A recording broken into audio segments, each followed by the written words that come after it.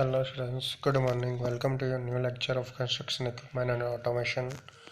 In the previous session, in the previous some lectures, we have discussed about the robotics part of bricklaying.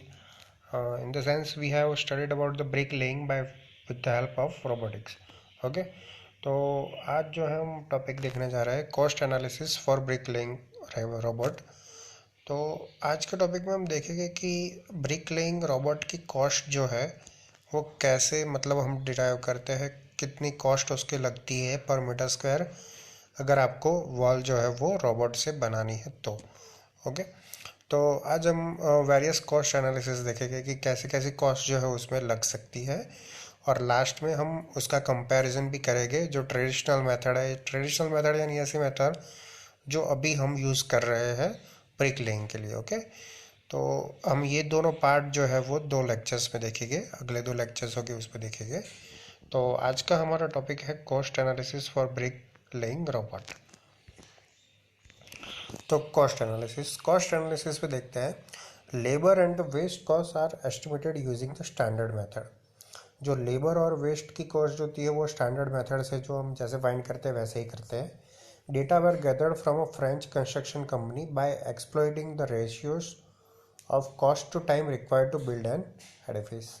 यानी कि एक मतलब हमने एक फ्रेंच कंस्ट्रक्शन कंपनी या उसकी साइट पे हमने ये जो है वो पूरा स्टडी किया है, और वो स्टडी के बेस पे जो है वो पूरा रिजल्ट कॉस्ट का हमने जो है वो निकाला है, वो यहाँ पे मैं आपको डिस्क्राइब करने वाला हूँ अभी। Okay, the hourly rate for construction correspond to 36 euro per hour for the Paris region and to 32 per hour for the other regions without taxes। तो जो आवरली रेट होता है कंस्ट्रक्शन का ब्रिक लेइंग का, वो मतलब अगर पेरिस रीजन है, अब देखो ये फ्रेंच कंट्रीज़ की बात हो रही है तो उसके जो मतलब मेन सिटीज़ हो गए उसके बारे में आपको आपकी कॉस्ट जो है उसके रिगार्डिंग दी होगी। हमारे इंडिया में उसके रिगार्डिंग कॉस्ट होगी और वहाँ पे उनके रिगार्डिंग कॉस्ट होगी। ओके, तो ये जो मतलब जो पहले जो पायलट स्टडी जो हुआ है वो ऐसी कंट्रीज़ में हुआ है। देखो अभी अभी तक हमारे यहाँ रोबोट से ब्रिक लिंक जो है वो मतलब पूरा का पूरा अभी एग्जीक्यूट नहीं हो पाया है, लेकिन बाहर की कंट्री में ये पूरा जो प्रोजेक्ट है वो मतलब रोबोट से चलता है। तो उनके जो कॉस्ट कंपैरिजन होंगे वो हम पढ़ेंगे ताकि हमें पता चले कि इंडिया में कितनी कॉस्ट निकल सकती है। ओके, तो उनका जो आवरली रेट था कंस्ट्रक्शन का वो था 36 euros per hour for the Paris region, यानी कि पेरिस का जो रीजन होता है उसके सराउंडिंग में इतना पड़ता है। और अगर दूसरा कोई रीजन है वहाँ से मतलब अलग टाइप का जो रीजन है पेरिस के सिवाय का, जो फ्रेंच का जो रीजन है, उसमें जो कंस्ट्रक्शन कॉस्ट जो होती है उसका आवरली रेट 32 पर आवर पड़ता है हमें। ओके, और इसमें जो है वो टैक्सेस जो है वो इंक्लूड नहीं है। It is also important to take into account that in general builders are working in teams of two. देखो, अब देखो बिल्डर्स जो होते हैं वो कोई एक ही टीम लेके काम नहीं करते हैं, वो दो टीम्स में मतलब डिस्ट्रीब्यूट होकर काम करते हैं। इन जनरल ये होता है हमारे कंस्ट्रक्शन फर्म्स में। यानी कि कंस्ट्रक्शन की कोई भी कंपनी हो तो वो मतलब एक टीम या दो टीम के भरोसे नहीं बैठे रहती है, वो अपने पास लेबर्स और स्किल्ड लेबर्स की दो या तीन टीम जो है वो साथ में रखती है ताकि जो मतलब डिफरेंट डिफरेंट प्रोजेक्ट्स हो उस पर लेआउट कर सके वो लोग। तो ये सारी फैक्टर्स जो है वो हमें कंसिडर करना बहुत ज़रूरी है कॉस्ट एनालिसिस करने से पहले, इसलिए ये सारे फैक्टर्स जो है वो आपको मैं यहाँ पे दिखा रहा हूँ। Okay, managing waste is also resource consuming. देखो मतलब जो हमारा वेस्ट हो रहा है उसे भी मतलब मैनेज करना एक रिसोर्स जैसा साबित हो सकता है हमारे लिए। आप सभी को पता है कि जितना वेस्ट कंस्ट्रक्शन मटेरियल का होगा उतना जो आपकी कॉस्ट है वो बढ़ती जाएगी, प्रोजेक्ट की जो कॉस्ट है एस्टिमेटेड कॉस्ट वो बढ़ती जाएगी। तो उसे मतलब रिड्यूस करने के लिए हमें जो हमारे वेस्ट है उसको भी मैनेज करना पड़ेगा।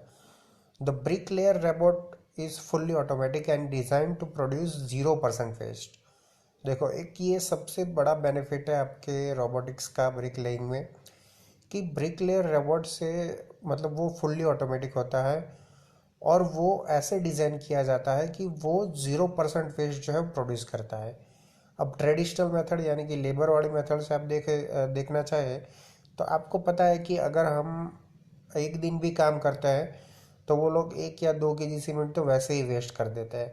ओके, तो मतलब पूरा प्रोजेक्ट ख़त्म हो तब तक तो बहुत सारा मतलब आपका सीमेंट का और मटेरियल का यानी कि ब्रिक्स का भी वेस्ट हो चुका होता है।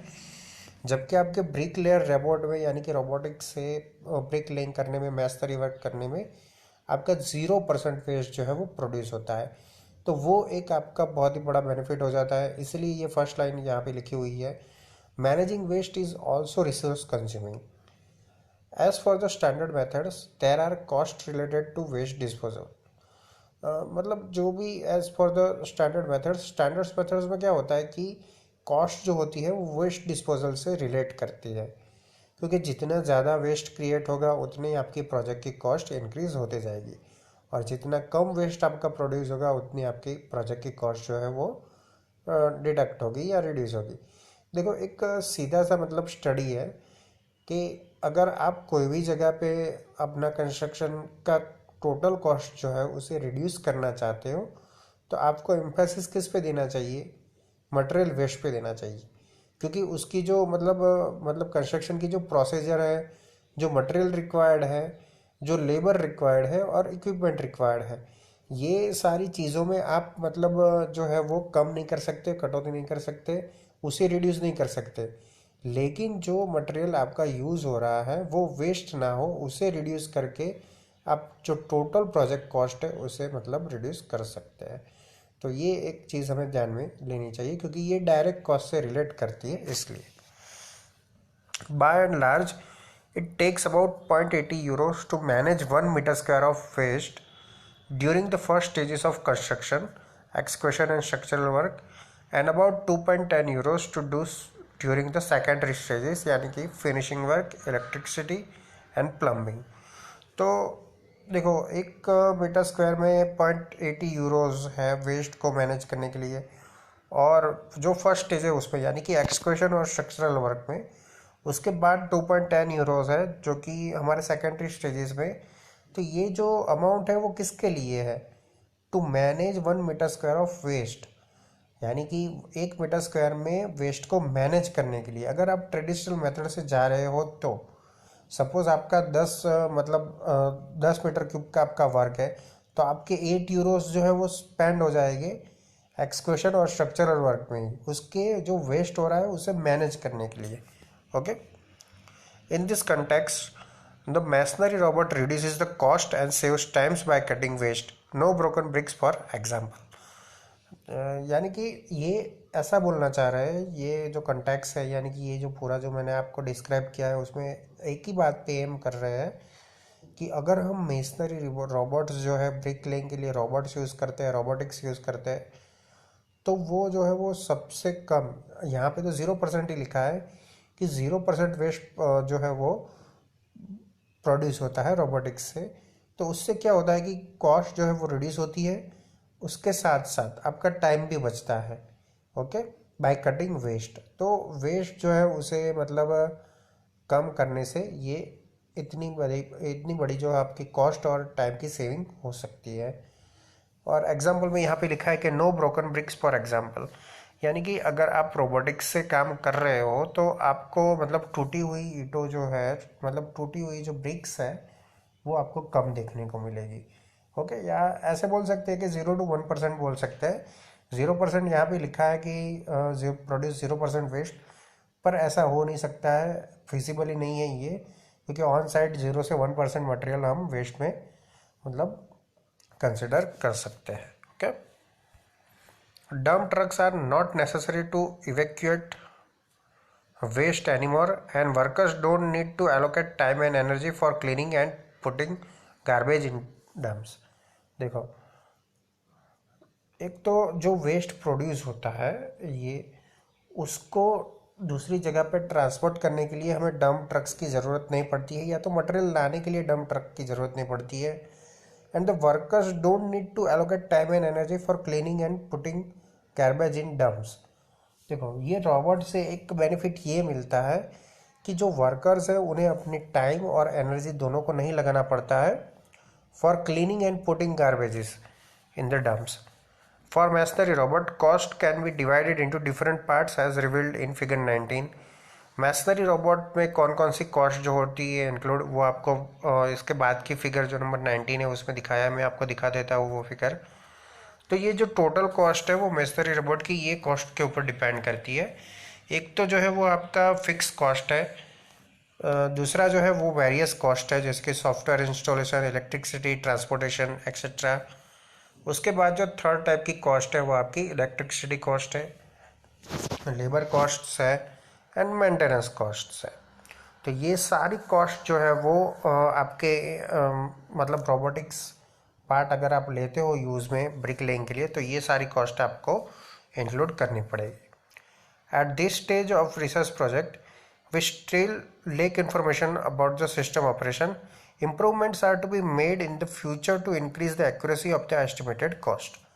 अभी देखो रोबोटिक्स का इतना यूज़ नहीं हो रहा है, या तो ये पेपर जब पब्लिश हुआ था तब मतलब इतना मतलब यूज़ नहीं हो रहा था कि उसका जो टोटल एस्टिमेटेड कॉस्ट है उसका एक्यूरेट हम निकाल सके कॉस्ट, तो नहीं हुआ था. लेकिन आगे फ्यूचर में हो सकता है कि इससे ज़्यादा भी एक्यूरेट आपको कॉस्टिंग मिल पाए. Next is an estimation of each cost category. तो अभी हमने यहाँ पे जो सारी कॉस्ट देखी है उसके हम मतलब डीप में देखें कि ये सारी कॉस्ट के ये कॉस्ट में क्या क्या इंक्लूड हो सकता है. ओके सर, तो आगे देखते हैं. सबसे फर्स्ट है आपका फिक्स्ड कॉस्ट. फिक्स कॉस्ट यानी ऐसी कॉस्ट के जो आप मतलब कम या ज़्यादा नहीं कर सकते, वो फिक्स रहती है और वो आपको वहाँ पे कंज्यूम करना ही पड़ता है. तो ऐसी कौन सी कॉस्ट है देखते हैं students. The machinery robots fixed cost represent the manufacturing cost of different components that constitute the robot. Aerial buckets, cement mixer, conveyor system, manipulator arm, brick laying head and rails. अब देखो robot का आप use कर रहे हो तो इसका मतलब है कि रोबोट के पार्ट्स आपको चाहिए होंगे. तो रोबोट्स के पार्ट्स को अलग अलग मतलब जो है वो नाम में डिवाइड कर दिया. ये सारे नाम आपने आगे भी पढ़े होंगे उसकी रोबोटिक्स की जो मैंने आगे डिस्क्राइब किया था आगे के 3-4 लेक्चरों में कि कौन कौन से पार्ट्स होते हैं कि जो रोबोट्स यूज़ करता है ब्रिक लेइंग के लिए. तो उसमें एक है aerial bucket, cement mixture, conveyor system, manipulator arm, brick laying head and rails. तो ये सारे पार्ट्स आपको परचेस करने के लिए या तो परचेस करके असेंबल करने के लिए एक कॉस्ट की ज़रूरत पड़ेगी.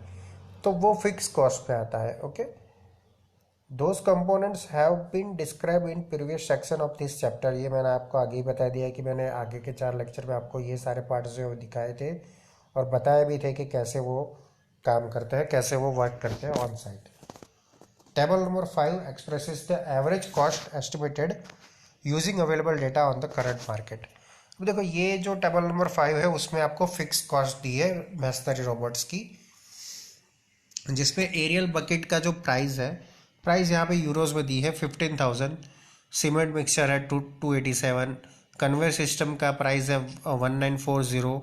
मैनिपुलेटर आर्म जो आता है जो कि ब्रिक को मतलब उठाने के लिए काम में आता है वो है 1,000 रुपीज़ का.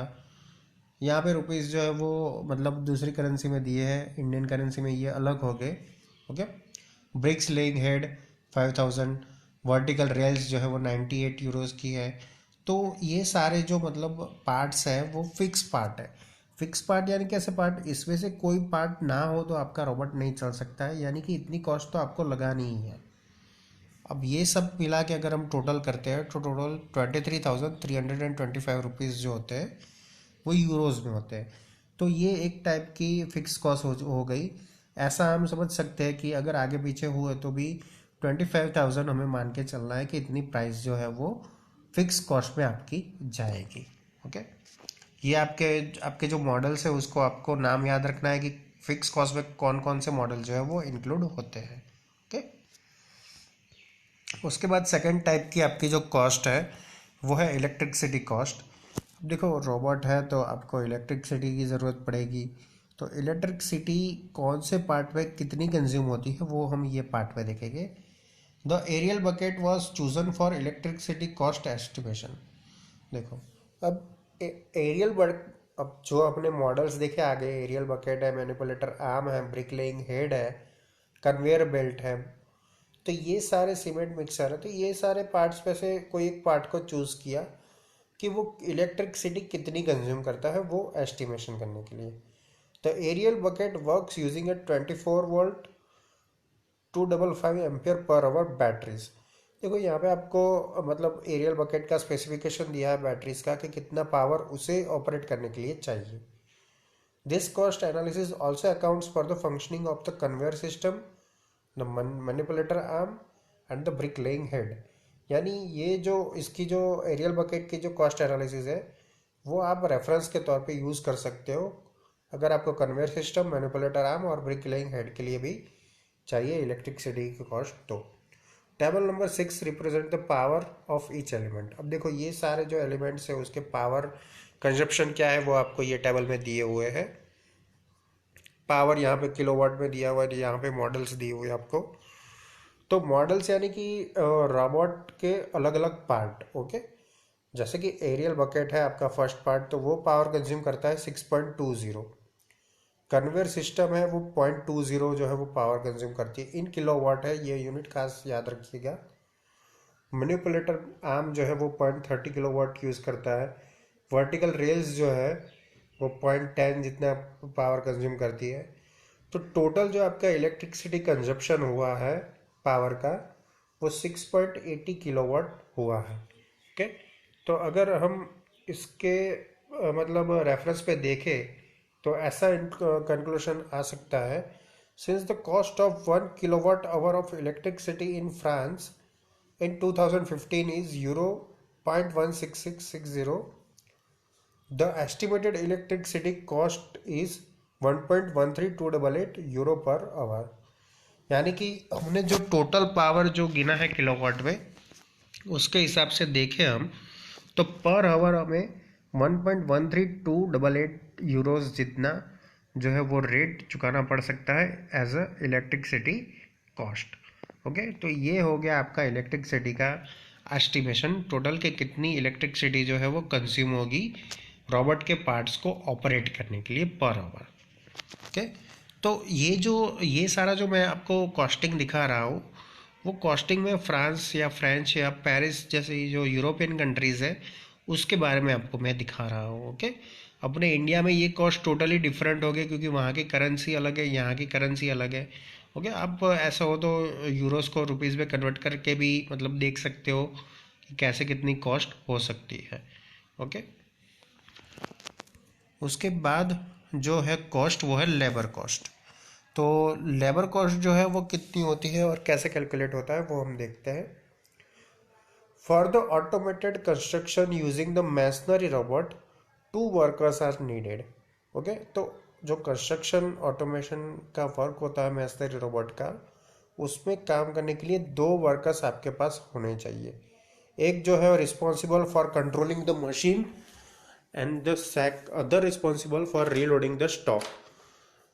तो फर्स्ट जो है वो मतलब रिस्पॉन्सिबल होता है कंट्रोलिंग के लिए, वो मशीन का कंट्रोल देखता है। एंड जो अदर होता है वो responsible for reloading the stock, यानी स्टॉक को रीलोडिंग करने के लिए आपको दूसरा लेबर चाहिए।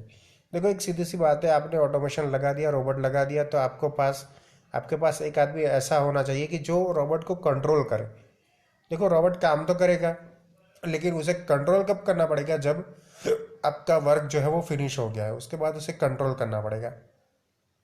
एंड दूसरा आदमी किसके लिए चाहिए, अगर रोबोट के पास मटेरियल खलास मतलब फिनिश हो गया है, मटेरियल उसके पास मतलब फिनिश हो गया है, तब उसे रीलोडिंग करने के लिए एक मतलब आपको लेबर चाहिए। तो ये 2 लेबर आपको चाहिए होगा ऑटोमेशन सिस्टम में। Here the same overly rate for labour was used since this rate takes into account the different level of workers qualification, okay. मतलब वर्कर के क्वालिफिकेशन पर डिपेंड करता है कि वो कितना मतलब जो है वो रेट लेगा। thus it was considered an hourly rate of euro 36 per hour for the Paris region and 32 euros per hour for the other regions। तो वहाँ पे जो कैलकुलेशन उन्होंने बिठाई थी वो कंट्री के हिसाब से, तो पेरिस के रीजन्स में 36 पर आवर लेते हैं लेबर्स और अदर रीजन्स जो है तो उसमें 32 यूरोज जो है पर आवर लेते हैं। तो ये एक सैम्पल कैलकुलेशन है फ्रेंड्स। तो सैम्पल कैलकुलेशन के ऊपर से आपको कैसे पता चलेगा कि इंडिया में कितनी कॉस्ट है। तो आप समझ सकते हो कि अगर आपको एक स्किल लेबर इंडिया में चाहिए तो उसकी कितनी कॉस्ट होती है, और एक अनस्किल या तो ऑपरेटर कोई चाहिए तो उसकी कितनी कॉस्ट होती है। तो उसके हिसाब से हम निकाल सकते हैं। तो ये आपको एक मैथडोलॉजी जो है वो बताई है यहाँ पे कि कितनी कॉस्ट कितनी सी हो सकती है, और ऐसी ऐसी कॉस्ट को हम कंपेयर करके इंडिया में भी जो सैम्पल कैलकुलेशन है वो बना सकते हैं। ओके, तो आज के लेक्चर में यहाँ तक। नेक्स्ट लेक्चर में हम एक जो अदर कॉस्ट जो है हमारी वो भी देखेंगे कि अदर कॉस्ट पे कौन कौन सी कॉस्ट जो है वो इंक्लूड होती है। और लास्ट में हम इन कंक्लूजन देखेंगे कि आपके brick laying system traditional method से करें और रोबोटिक्स के हिसाब से करें तो उस पर कितना डिफरेंस आ सकता है और कितना हमारा काम इजीली हो सकता है वो हम देखेंगे। ओके, देखो बेनिफिट है रोबोटिक्स यूज़ करने के, बहुत सारे बेनिफिट्स हैं। कॉस्ट सेविंग भी होता है, टाइम सेविंग भी होता है, और लेबर्स की जान को भी इतना खतरा नहीं होता है अगर कोई एटमॉस्फेयर एडवर्स इफेक्ट है तो ये सारी चीज़ें आपको अकाउंट में लेनी है बाय स्टडिंग रोबोटिक्स। ओके, तो thank you students for watching and keep watching for updating videos of construction equipment and automation. Thank you.